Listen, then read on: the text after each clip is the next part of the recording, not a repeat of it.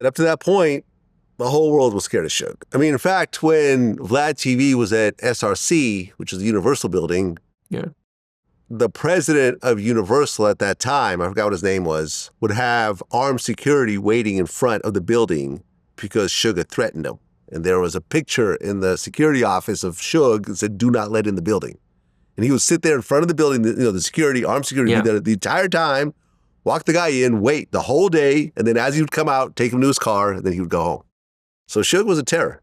Oh, dude, he was the folklore that was around his name was crazy. But after he got knocked out, then I think everyone realized, look, he was just a man like everyone else. And it definitely was a different shit happens to anyone. A shift happened for sure. Yeah, a shift definitely happened. Okay. And not too long after that, you and Drake hooked up? Yeah, like right around that time. Yeah. I had met Drake off MySpace. I met him at the Beverly Center. He was with Jas Prince, and they were getting a MacBook Pro.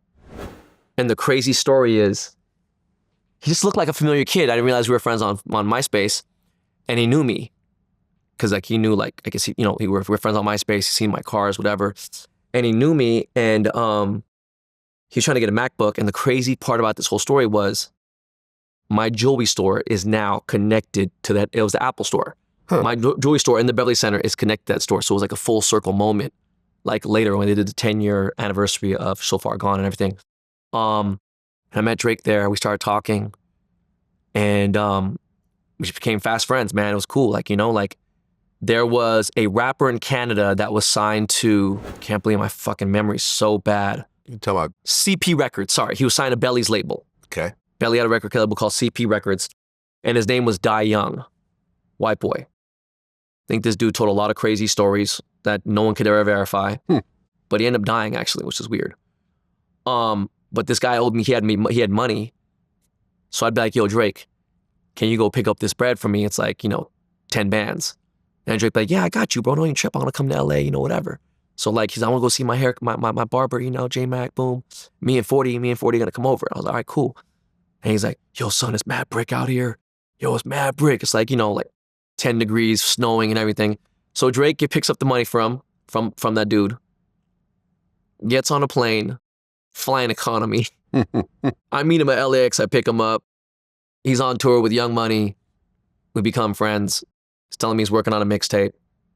I'm there with 40, providing weed, getting them cars. They need a ride somewhere. They want to go to get, he wants to take a chick out on a date to Mastro's. I'm like, all right, cool, here, boom. And I just started coming around the studio all the time. The studio was inside the hotel room at the Beverly Wilshire Hotel, And I was like almost like a honorary A&R, like a A&R coordinator in a way on that So Far Gone album. So I was there and I was promoting the fuck out of him. Like I was telling everyone I knew about Drake. Right, and you were selling some jewelry pieces to him early on. I remember he had the Frank, I let him rock a little bit. The funny thing is, I have pictures of Drake inside my store in Slauson. Okay. I took him to Slauson.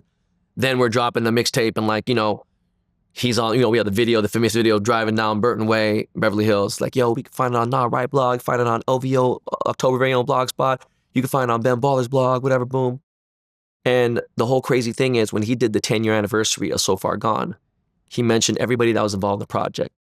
And I have the caption still saved somewhere. And I'm sure if you went and spent hours and dug through the posts, you would see. He's like, 10 years ago this, 10 years ago this, 10 years ago 40, you were doing this. 10 years ago, Oliver, you were working at a retail store. 10 years ago here, you were working here, this.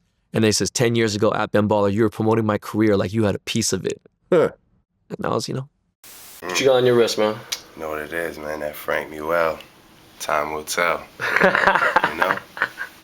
I mean, knowing Drake back then, did you have any idea how big he was going to be? I thought he was going to be huge. So you already knew? Off top, yeah. I was like, bro, he's black and white, Jewish. Like, bro, he's got every fucking... checks off every box. Every box. He sings, he raps. Yeah. It was over. Okay.